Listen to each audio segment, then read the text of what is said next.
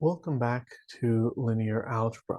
In this video, I want to talk about linear independence for abstract vectors and dimension of a general vector space.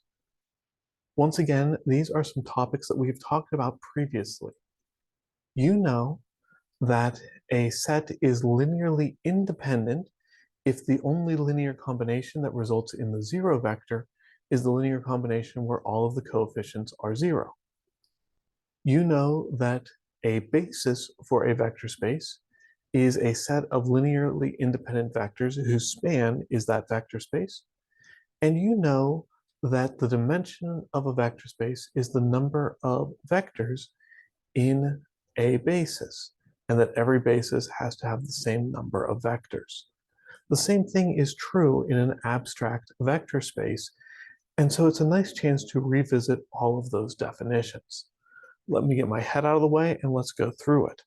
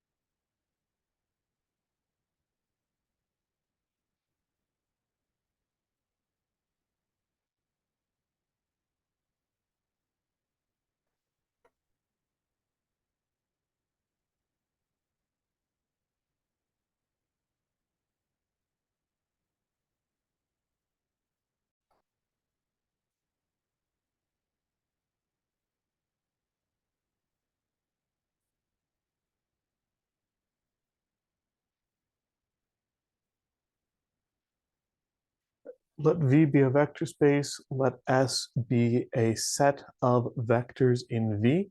Right? Finite number of vectors, U1 through UK is how I'm going to label them.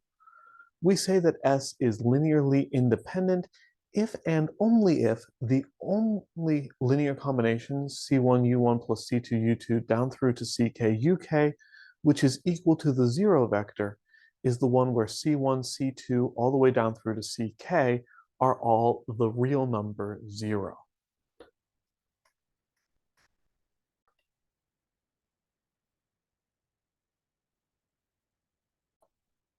Same setup on this definition. Let V be a vector space. Let S be the set of vectors U1, U2 down through to UK in set V.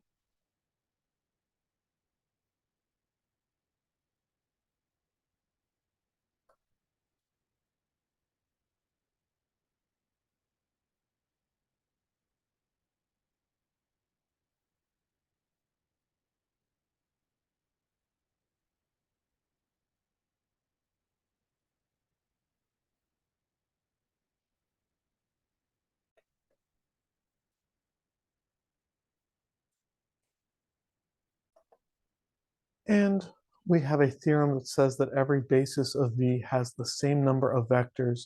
We call this number of vectors the dimension of V. We can get a little bit more specific than just saying that. In fact,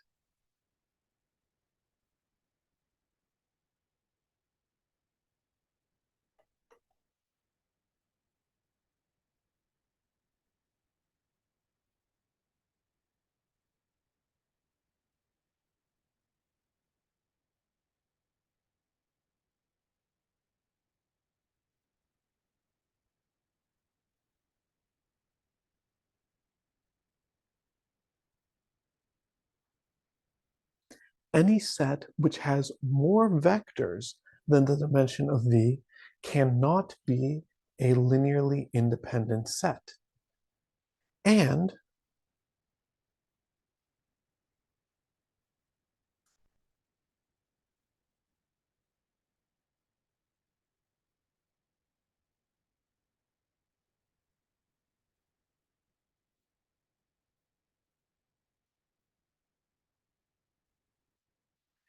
if your set S has fewer vectors than the dimension of V, then the span of S is not the entire vector space. There are vectors in V which cannot be written as a linear combination of vectors in S.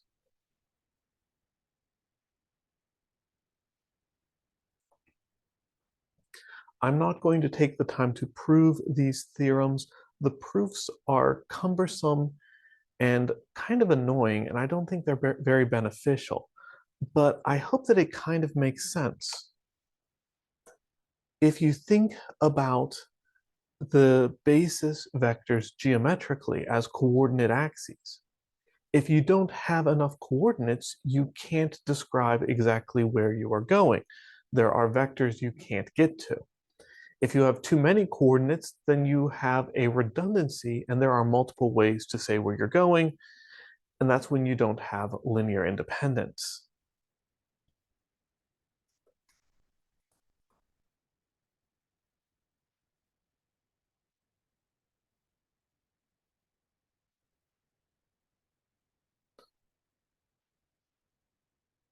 One thing that I do want to prove is that for a polynomial vector space Pn, the dimension of that space is n plus 1. And I will prove that by constructing a basis. Recall that Pn is the set of a naught plus a1x plus dot dot dot all the way down to an x to the n. For real numbers, a naught, a1, a2, all the way down to an.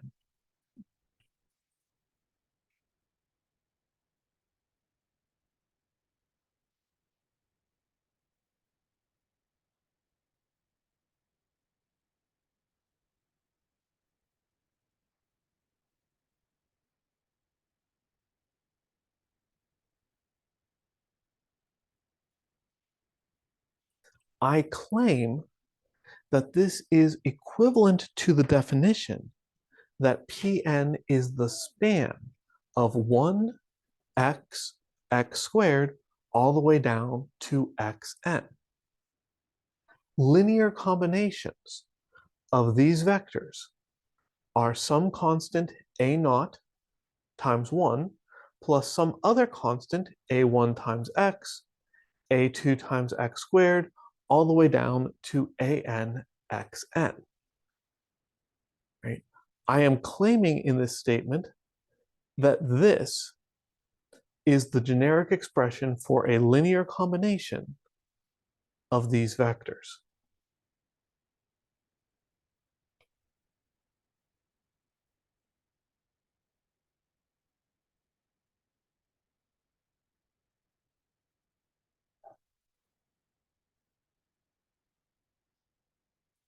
And I hope you will agree with me that there are n plus 1 vectors in this set that we are spanning. If I can show that these n plus 1 vectors are linearly independent, then I will have established that this set forms a basis for Pn. And if there are n plus 1 vectors in the basis, then the dimension is n plus 1, definition of dimension.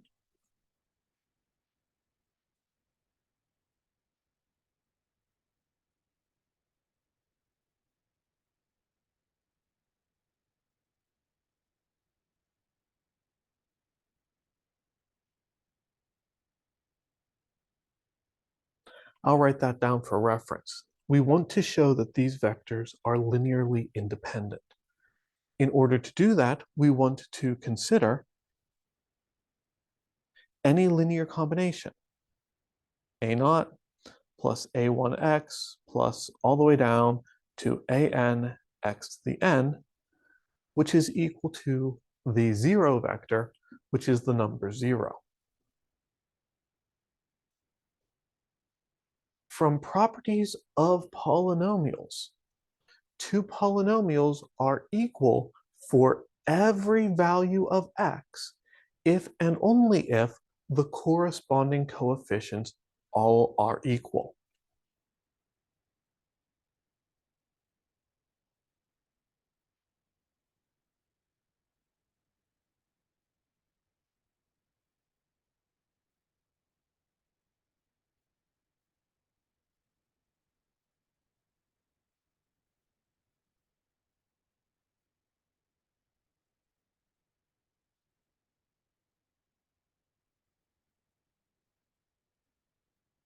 What does that look like in this case? Well, it looks like A naught is 0, and A1 is 0, and all the way down to AN is 0. The only linear combination of 1x, x squared, all the way up to xn, which is equal to 0, is the one where all of the coefficients are themselves 0, which means that these vectors are linearly independent. We have a linearly independent set. We've already established that that set spans the vector space. That means that 1x, x squared, all the way down to x to the n is a basis for Pn. And if it is a basis for Pn and it has n plus 1 vectors, the dimension of Pn must be n plus 1.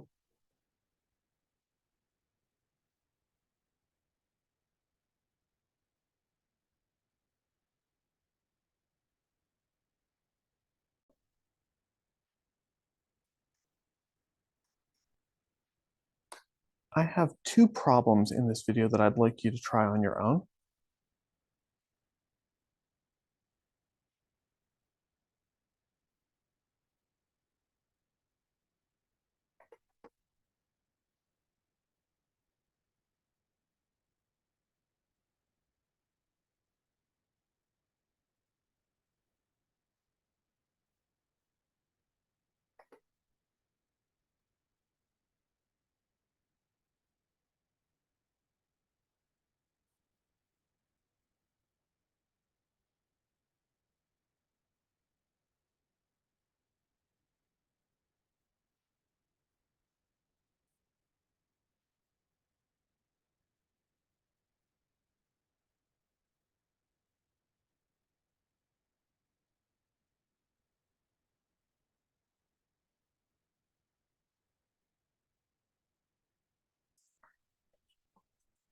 First, I would like you to show that the vectors x, x plus 1, and 2x plus 1 in the set of linear polynomials are not linearly independent.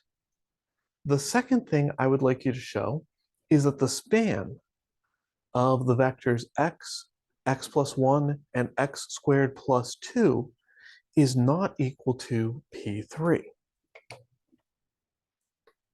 There is an elegant way of approaching this set of problems that is fairly straightforward, or there is a brute force approach which absolutely also works. If you can find either of them, I'm going to be happy. Take a few minutes and see what you can find on those, and I'll see you in the next video.